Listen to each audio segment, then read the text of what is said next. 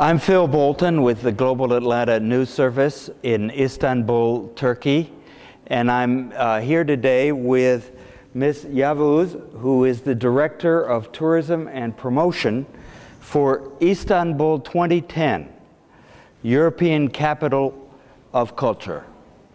Tell us about this exciting program. Thank you. In the year of 2000, actually, a group of civil people from different NGOs, from different non-governmental organizations, come together and put up an initiative. And they have started to work for the candidacy of Istanbul as the European Capital of Culture. Because before the year of 2000, it was not possible for non-EU countries to have candidacy for this title. And this initiative started to work, and then the government, both the central and the local government, give support to this initiative. And they worked a lot. They had the bid, and they went to Brussels, to the European Parliament. So it was a competitive situation. You had other cities that you had to prove that you would do a better job. It was a bidding process, and our bid document was like this, a big dossier. And in the year of 2006, European Parliament has given this title to Istanbul as the European Capital of Culture for 2010. And it is the first non-EU, non-European Union city who has this title. It sounds to us like preparing for the Olympics. You know, Atlanta had the Olympics in 1996, and a lot of work had to be done before the actual events. Has that been true for you too? Definitely, and it is more related with every part of the city. So if I can compare it with the Olympics, it's more for citizens and more for the city. And in November 2007, the Turkish Parliament has enacted a specific law for the foundation of this agency. And in the beginning of 2008, this agency has been established.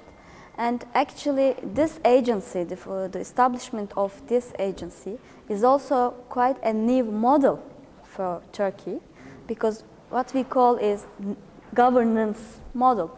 In this agency, people from central government, people from local governments, people from different NGOs, and people from the private sector are working together. 99% of our budget is coming from the government, but also the private sector and the civil society is deciding how to use this public budget. So this is quite a new model for Turkey. You say that the focus has been on the city itself, and it's bringing many aspects of the city together that haven't been brought together before. Have they done that in local neighborhood events, or has it been centralized in some way? There are three basic pillars actually in our all strategy. The first of this is the cultural heritage and rehabilitation projects, so urban projects for the city, which can be for center and for every part of the city.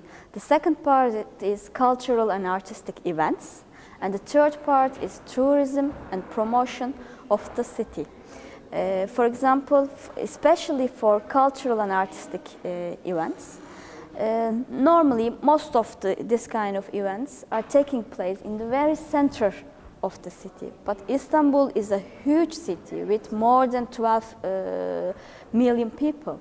So what we are trying is we are trying to take arts and culture to the periphery of the city, to the underprivileged people.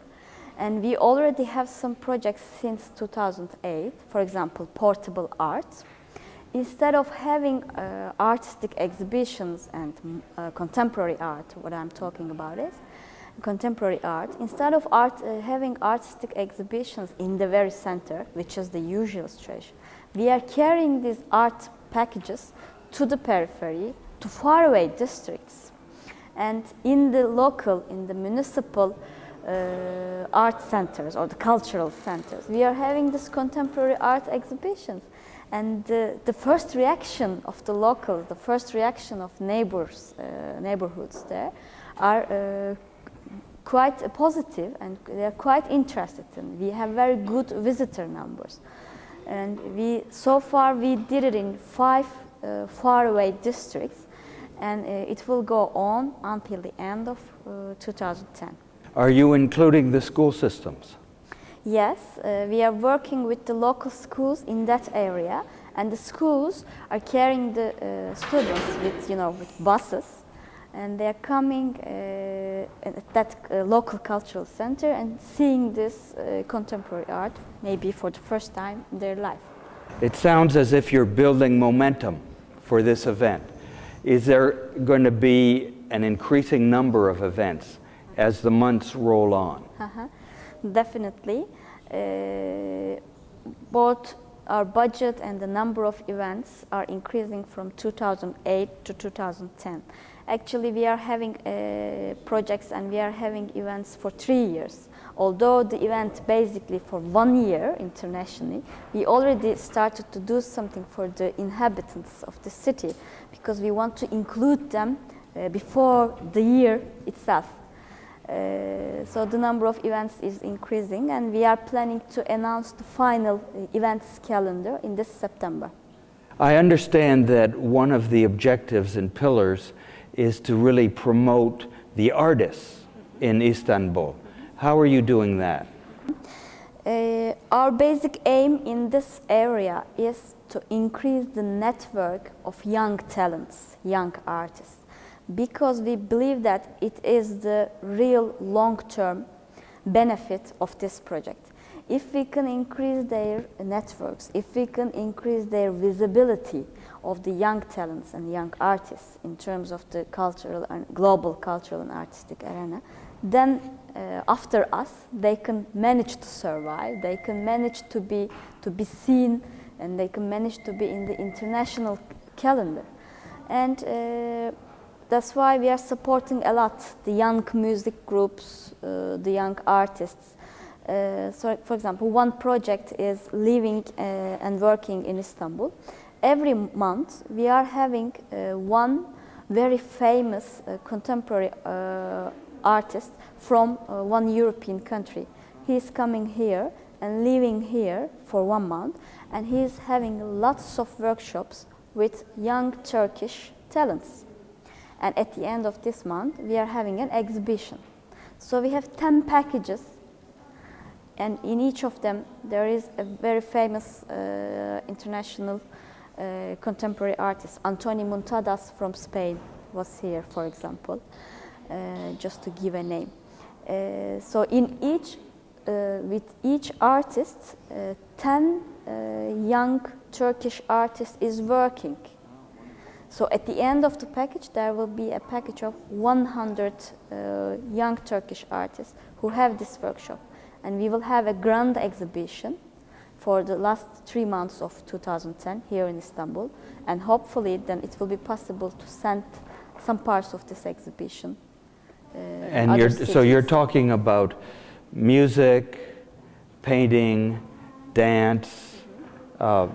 What is the full gamut of artistic expression that you're looking at? Yeah, when we say the artist, when we look at the artistic disciplines of Istanbul 2010, is first of all music and opera, and then the visual arts, and then the literature, and the traditional arts, traditional Turkish arts. And the other part is cinema, and the other part is gösteri sahne sanatları neydi? Theater and performance arts. So these are the basic artistic disciplines functioning and working in this agency.